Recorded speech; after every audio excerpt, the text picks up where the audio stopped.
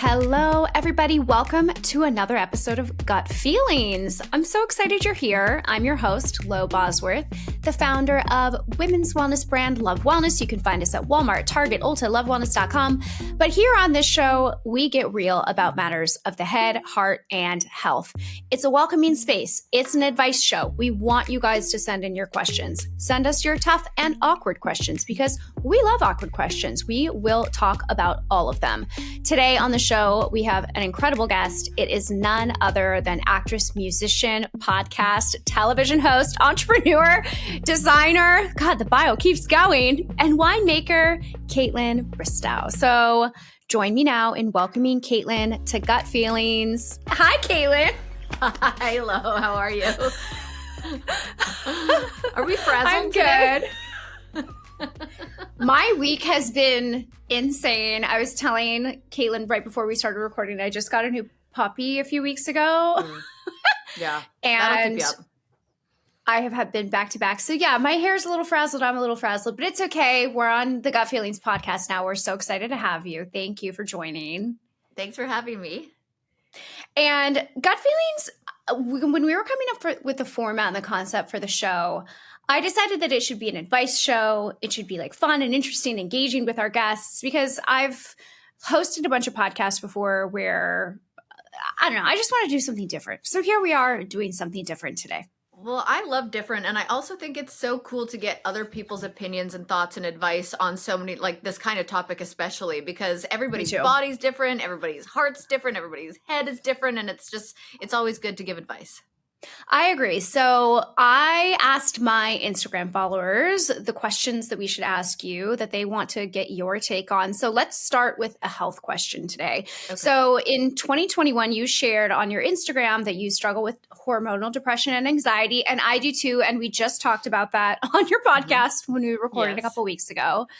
One of the reasons I started Love Wellness. So what our listener wants to know is, what have some of the most effective things you do for yourself when you begin to feel out of balance?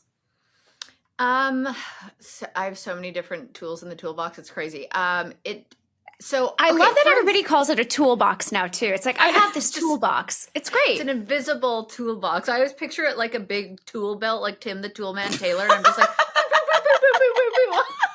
I got this. I got that. I love that. But you know what's interesting is I love this podcast because I can say it. I just was showering before this, and and also look at this. So we're frazzled, McDazzled. I got out of the shower. Is that new? Is that a new tattoo? No, look at my nail. It's completely ripped in half. Like, I couldn't tell what you were showing me. Yeah, that looks painful. Completely ripped in half. Sorry. I thought I was like, talk with your left hand, Kaitlyn. I got out of the shower. I went to use the bathroom and I was like, wait, what? My period started. And I was like, of course it did. It's way early, but I was so moody the last few days, and usually to be self-aware and be like, oh, it's this time of the month, I got to prepare in this way. I was so unprepared, and I feel like I didn't use my tools, and I was kind of just a hot mess. Couldn't figure out why I was feeling depressed. I was like, well, it's not that time. But usually I am prepared where I will literally, my assistant and my podcast team know my schedule. So I put all of them Your period schedule? Yes. And that sets me up for success because they know to not schedule too many meetings, to not schedule too many podcasts, so I think it's important to just be honest with your partner, your friends, like with everybody about where you're at, and own it, because I've now just gotten to a place where I go, this is where I'm at. I need to stay in bed today, or I can push through, but I might be a little off. And I think it's just about having the conversation, kind of like how you started this podcast, to have these conversations. Yeah. Okay, that's good. I think one of the most challenging things about depression and anxiety, when you don't necessarily have a toolbox yet, or it's not hormonal related and you're tracking your period and you know the days, it's hard to have that moment of self-awareness where you can step outside of yourself and be like, oh, wait, I'm having a really bad day, and are there things that I can do about this? And so for me, when I started to learn about depression and anxiety, that piece, which can be the most challenging still to this day, was the first thing that I learned to try to be aware of, right? It's like, can you at least have the awareness that something is going wrong, and that awareness can, I think, in and of itself can prevent you from spiraling really badly. Do you know what I mean? Yes, and it's so interesting too, because I feel like people can relate to this, is even when you know you're in the thick of it, it's hard to justify it. Like it's kind of, I don't know why this is what example comes to mind, but sometimes if I drink too much, I like can't admit it. I'm like, no, I'm fine. Like, I only had a cup, I'm fine. And someone will be like, you're drunk. I'm like, no, I'm not. It's like when I'm in like the depression spiral, the hormone spiral, I'm like, no, it's not, because someone will be like, oh, is it that time maybe? And I'm like, that doesn't mean I'm still upset about this. It doesn't mean that this doesn't matter. Like, it's so funny because even when I'm self-aware, I still have a hard time admitting it. Yeah. But I mean, I don't think you necessarily have to admit it to other people, as long as you can communicate with yourself privately. You know? Hey, Kaitlyn, you know It's what? like, You're being a little bit of a bitch. yeah, but I mean, I do the same thing. You know what I mean? Again, it's if you can realize what's going on and try to like put some guardrails for yourself and other people in place as a result, then I think it's easier to be like, I'm having a bad day, but I know it will only last 2 or 4 days or a week or whatever, and I can get to the other side. I mean, I've only had 4 actual panic attacks in my whole life. And the 4th one happened to me not even that long ago. And it was so scary. And I think the thing that I just always tell myself, if there's anxiety, if I'm in that, like, I go, the good thing is this doesn't last. The good thing is this doesn't last. And I just tell myself, this feeling is not forever. You will get through it. And then another tool I do is being cold. So a cold shower, ice bucket, face in the ice bucket, anything of being cold and shaking your body really helps me. Really? Is Yes. there has to be a scientific reason behind why? There must be, because I said it on Instagram once. Sometimes I'll tell people what I do, and it's true. It like shocks your system or something. It may help activate your parasympathetic nervous system. I think that's why. I think that's why people do cold therapy, because it sort of like trains and turns on their parasympathetic nervous system, just like breathing exercises does the same thing. Yeah. Mm-hmm. I also, and then we can move on to the next question, but one of a really helpful, it's not a piece of advice, but a therapist once told me when I was like deep in it, they were like, have you ever had a problem that you can't solve? And they asked me that question, and I was like, well, no. They're like, right. So even if you have an issue or you're upset, you always get through it, right? You're still alive. You're not actually dead, right? Right. I know that's like very true. Blunt and to the point. They're like, but you have survived. They're like, you have survived every single thing that has come your way, big or small. And so why won't you survive this thing that you're thinking about or dealing with right now? They're like, the proof is in the pudding. You are literally alive. You are literally not dead. Yeah. It's sometimes it is like spelling something out like that, or just putting it in black and white. And sometimes I'm listening to this audiobook called The Mountain That Is You.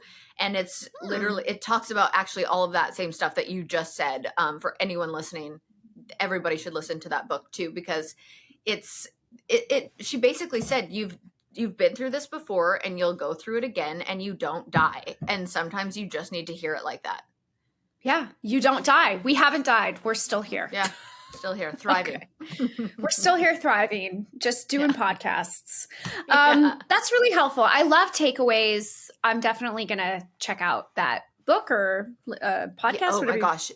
It's a book. I have it on audio. It's a book. So audiobook. I love an audiobook. Every time I walk the dogs, I put on that audiobook, and I just always have little takeaways from it. Every single chapter, I'm like, whoa, write that one down. It's amazing. Yeah, me too. I've started to listen to things like that when I take walks. Okay, let's move on to our head question of the day. And Kaitlyn, so you know, our head questions are typically about finance, business, things like that, right? So you have your incredible wine label, Spade and Sparrows.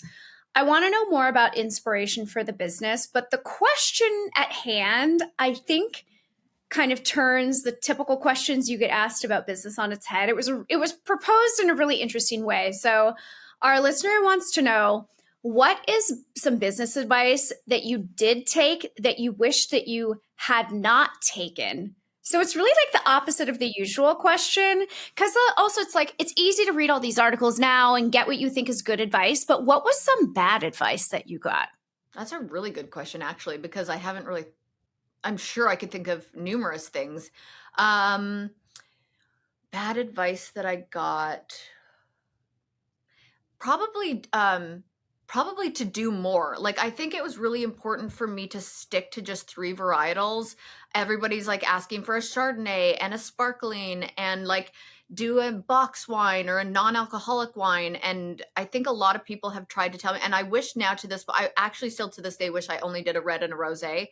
Um, but I think people telling you to do more, because I think a lot of times, if like, let's say the production company that I was with, when I started, they just want to pump it out, right? Like they just see it as short term, where I'm thinking long term, and they think, oh, I'm Yeah, filling up and they this. want you to place purchase orders. Yes, exactly. So it's more like I'm always thinking of the longevity of a brand and a business, and they're always thinking like, oh, a celebrity wine brand, like this, got to get it while it's hot, and then it's probably not going to be a thing in years, so they want to just pump it out. So probably that, I would say. I'm trying to think of other bad. I feel like I've gotten so much, so because I didn't. Here's the thing. This is really honest. I barely graduated high school. I had no desire to go to college. I thought for sure I'm just moving to Vancouver. I'm going to dance with this company. I'll eventually move to LA. I'm going to be a dancer. Like that's just what I thought my life goal was. It was my passion. It was my hobby. It was everything. I put all my eggs in the dancing basket, and then that didn't happen for me. So I'm truly learning business as I go. And I try and be on every single Spade and Sparrows call, every like wine buyer meeting, every single thing. I'm like, put me on the call because I need to learn. So I've gotten a lot of bad advice because I don't know any better, and I have to learn from my mistakes. I think that's a really honest answer, and it's a answer that I think a lot of people will really appreciate hearing, because Yeah. that's like the normal experience of just being in the workforce, being young, learning through work. I think that every single person who has a job at some point has that experience. Everybody starts from baseline zero, right? Yeah. And you have to learn on the job. I mean, it's part of why I stepped aside as CEO earlier this year and hired like a career CEO, because at Love Wellness, the business was just getting to a place where I didn't know what the right next decisions were. Yeah. Yes. Right. And you have people that rely on you, and you can't fuck it up. And it's having enough self-awareness to know what you don't know and realize at that point, I need help. Yes. Yes. Like I very much wanted to put my name on like somebody else's wine label and just make money off of it, because that would be less work and I could just take in the money. But that was actually some good business advice I got, was invest your own money and do it the right way and make it your own, not somebody else's, something that you actually enjoy drinking, something that you would bring to a dinner party, like make it something that you really believe in and have your own name on it.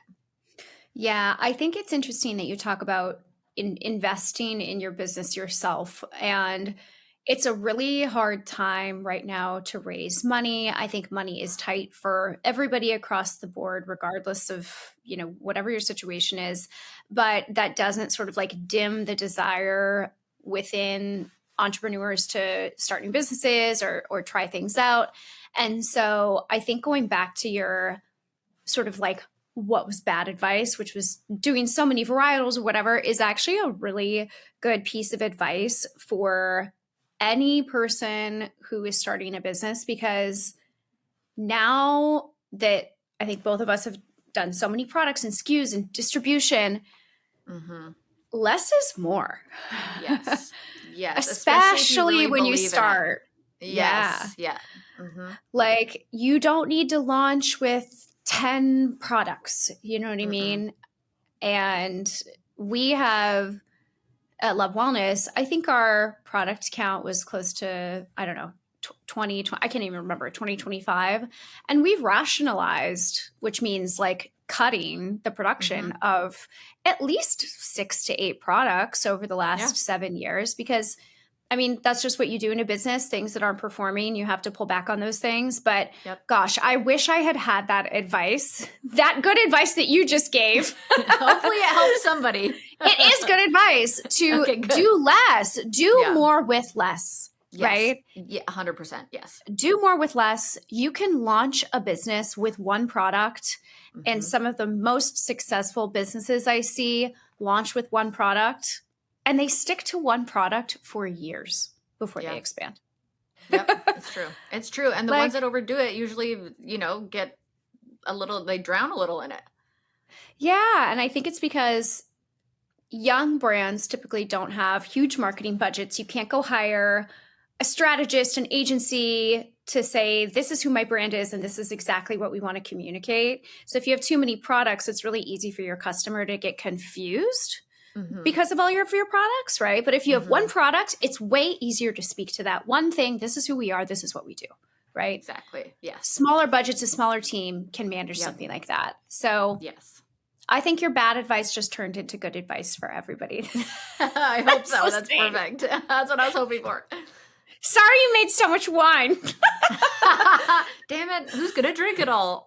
I don't know. We can find people. We can find people that are going to drink it. Okay. So, where can everybody find Spade and Sparrow? Where is your guys' distribution at this point? So we're out of California, but you can get it shipped to most states online. I don't think Utah you can, but I think there's only 3 now that we can't ship Utah, to. porque no? I know. If you go to spadeandsparrows.com, you can actually, there's like a store locator. You can put in your zip code and see if there's a store near you. It's in Targets now in Oklahoma, in Florida, in Texas. Nice. In a few more places too. I'm blanking. We just announced it. But spadeandsparrows.com, there's a location finder. Otherwise, you can purchase it online. And we also have a wine club, which is so fun because we meet on Zoom every 3 months. And last Friday, you do? Yes. And wait, I want to join your wine club. You can absolutely. I honestly have so much fun. Last week we did it and we had a musical guest. Her name's Lindsay L. She's a country singer here in town. She came and played a song. We had a medium because it was on Friday the 13th and she was reading people. We had Katie Maloney came on and did tarot card readings for people. It's so fun. So everything's on the website. I want to do that. Okay. It's really fun. I love that. All right. So the website is the best place to find Spade and Sparrows. I guess, yes, because alcohol distribution is very complicated and like state by state, the laws are all different, right? Oh, it's so different. That was the most challenging part too, is all the different states and different laws. And it's been tricky, but we're on a good roll right now. And some states even have it in Target. It's in Walmart in California. That's great. Yeah. It's amazing. Yeah. Okay, well, next time I see it in a Target or Walmart, it's coming home with me. I do a lot of stuff. Thank you. I appreciate it. I do a lot of store visits. Okay, let's all join Kaitlyn's Wine Club. Yes. Okay, so on to matters of the heart. So the relationships in our lives can have huge impacts on us in a variety of ways, obviously. But oftentimes, starting a new relationship can be just as challenging. So this is an interesting question. So one of our listeners from the Gut Feelings family she's like been out of a relationship for a little while. And she wants you to answer, should I follow the rules and be a rules girl when it comes to dating? No. Is that the question? I have one answer. That's the no. question. I want to know what rules she's talking about. Like, there's a book. There is a book. The rules. Hold on, I'm googling it as we chat. Dating? I don't like to follow all blueprints. the rules. Time-tested secrets for capturing the heart of Mr. Right. Now, let me tell you what some of the rules in the rules books are. Okay. Because then maybe your flat out no will will Yeah, maybe. change. Okay, maybe it will. Maybe it will. Maybe I was jumping to Okay. conclusions. I said no, and I need to hear before I say that. Yeah, so the rules girl is like a thing. And I think it's kind of Okay. an old school thing, but I think a lot of women still implement this. And it's so hard because you go on TikTok and you get so many different, I'm going to put this in quotes, dating experts being like, do this, don't do that, don't do this, don't do that. Okay. So one of the rules is don't talk to a man first and don't ask him out. Why? Why? I don't know. If you I feel, think because it's about the chase and like men want to chase you and hunt you and capture you. I get that. I know that is like straight out of like caveman days, and I understand that that's like how we're all wired. But breaking the rules to me of dating, breaking any rules, if it's not like, you know, illegal, always helps me to have more confidence and like grow. So I feel like I'm maybe used to feel that way, like, oh, I would never talk to a guy first, like he should talk to me. I get that. I get the wanting somebody, and I understand that. So I'll say yes and no, because me personally, if I saw a guy that I was attracted to and he looked like my type and he seemed like a good guy, I would definitely talk to him first, and I would probably say something so stupid and would like want to break the ice and be awkward. Like I would do that. But I guess this is so personal because but she's asking me. So I say, I don't know. I say talk to him first. He'll chase you if he wants to. She wants to know your opinion. Okay. Talk to him first. And if he chases you, he will. If he wants to chase you. I think that's good. Okay, so I actually have my own follow-up question to that. Let's say you go on a first date that maybe you asked him out or he asked you out, whatever. Okay. So after the first date, when you're like, I like this guy, does he like me back? And you don't know, then do you ask him out or do you wait for him to ask you out on a second date? Or are you good with just continually asking him out? No, I wouldn't continue. I just think it's so obvious. I think people make it so complicated. You can tell when someone likes you or they don't. And if you're questioning, like, I feel like maybe he doesn't like you. Like, it's one of those things where if he wants to, he will. And if you want to, you will. And there shouldn't be any game playing. It should just be like, if you want to, again, do it. If he's like being like flaky, clearly he doesn't like you. It's kind of one of those things for me. Did you see that cute video on the internet? And it was, if he wants to, he will. And it was this boy, a man, sorry, going to Trader Joe's and buying all of these flowers and then sitting at like the picnic table at Trader Joe's and like rearranging the floral arrangement to bring to his girlfriend. And the caption was, it was like somebody filming him from across Trader Joe's. And the caption of the video was, if he wants to, he will. Or if he wanted to, he would. Exactly. Just pay attention. You will know if he likes you or not. Yeah, and I think the other good piece of advice is like, if you are confused, he probably is not that interested in you, or he doesn't know, he hasn't made up his mind. And that's when you don't respond or don't ask him out again, is if you're feeling confused, and then you'll know very quickly. Yeah, I think that is a mistake that a lot of people make. I've made that mistake, is when you're confused, you try to push it forward because you think, oh, well, maybe he's shy, maybe whatever. And it always turns out to be that he just doesn't like you very much. Okay. You'll know. Watch the movie He's Just Not That Into. Go get Justin Long as a friend. So one of the next rules is don't meet him halfway or go Dutch on a date. Let's say this is the first 3 dates we're talking about here. Do you even offer? I'm so confusing. Do you split? Because I think I still am a fan of chivalry. I'm still a fan of like a guy opening a car door. Even though I know like I could take care of myself, like I still want to feel taken care of. And I do think it's romantic if the guy pays on a first date. I think once you get comfortable, then you can like, hey, I get this one, you get this one, like whatever. But I there's something romantic to me about if you're going on a date with a guy, him paying. But I'm like, I hate it too because I'm not like, I'm all for like, I don't know. Sometimes it makes me seem confusing because I'm like, who cares about this? Or you should, put your card down. But I don't know. There's something about a first date with a guy paying for a girl that I think is romantic. I care.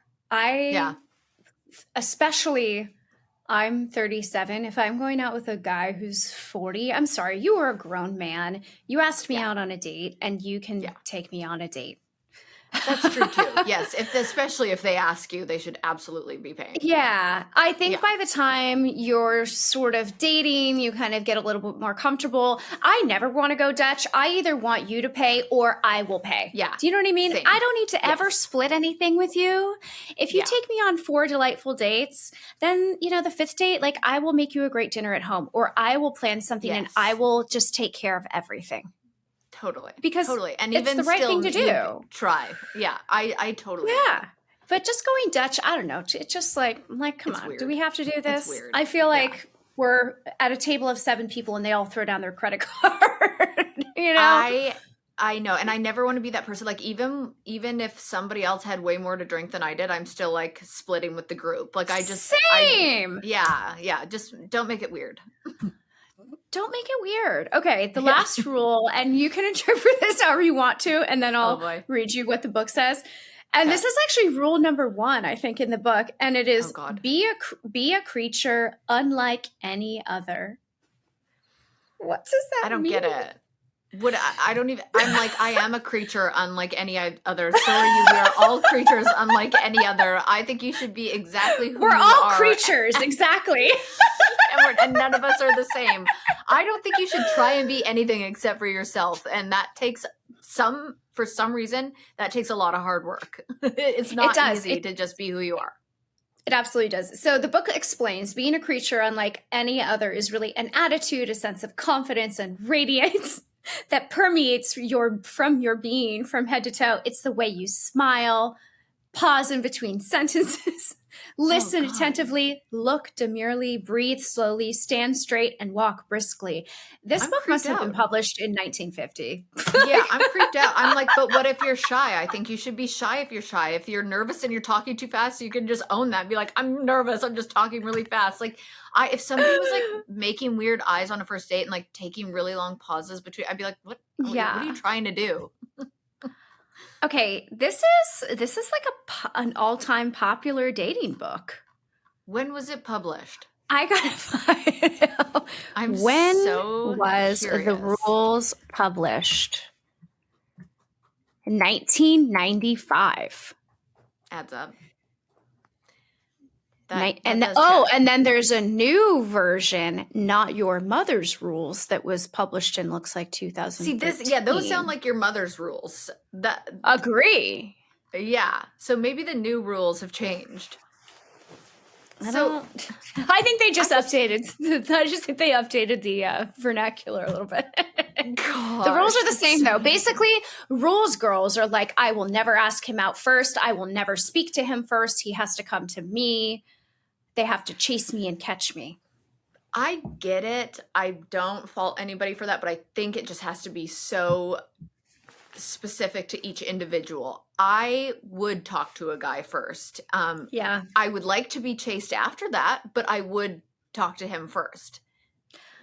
I think there's something to be said too, that when you play the game, you typically don't really get to know somebody because you're reacting based on emotions that like, it's like the chase emotions, right? It's like somebody's ignoring you a little bit. It's not even real, right? It's like you like this person and it's based on, you know what I mean? It's based on the chase. It's like you're more excited about, the lust aspect and the text back than actually getting to know the person. And so you think you're falling in love with somebody, but actually it's just the chase that like makes you feel great. I know. I think and then you end up in a relationship with the wrong person. Exactly. I think that's why Bachelor people like always date each other too, is because you go on that show and you literally let all of your guards down. You're the most vulnerable human being on the planet. And you immediately talk about like marriage, babies, finances, kids, like religion, everything, and like get straight to the point. And I think there's something to be said about that. Yeah, I think so too. Or maybe I'm just 38. I think it's really helpful to have that information early. And I think that as we mature in age or age nicely, right? Well, I think we just keep getting wiser, really. And like, why wouldn't you want to have that information up front or early on? You know what I mean? Totally. Like, I agree. if you are on two different planets, you should know because nobody's wasting each other's time anymore. Exactly. Okay, so you're not a rules girl. Now we know. All right. Well, I'm going to write a book. Write a book called "Don't Follow the Rules, Bitches." Don't Follow the Rules by Kaitlyn Bristowe. Okay. Well, thank you so. Oh my God. Okay. Thank you so much for joining us today. This was a really fun episode of Gut Feelings. Thank you for all of your advice. We love it. It was great to have the chance to see you and chat, and I'm sure our listeners really loved it. And where can everybody find Spade and Sparrows and everything that you're working on, Kaitlyn? So I do have a website, just KaitlynBristowe.com. It is a little bit under construction because we're revamping it a bit, but my podcast, the podcast is Off the Vine. I have 2 episodes a week, and also SpadeandSparrows.com or Kaitlyn Bristowe, pretty much anywhere. Okay, delightful, and let's all join her wine club. Thanks, Kaitlyn. Please. See you soon. Thank you so much. Bye. Thank you. All right, that is our advice for today. I want to say a big thank you to Kaitlyn for coming on the show and giving us such thoughtful insight on so many topics. Also, want to thank you for listening in and joining me for today's episode. I hope you loved hearing from Kaitlyn as much as I enjoyed speaking with her. And if you liked the show, don't forget to hit that subscribe button so you never miss an episode. I'm Lo Bosworth, and I will see you next time on Gut Feelings.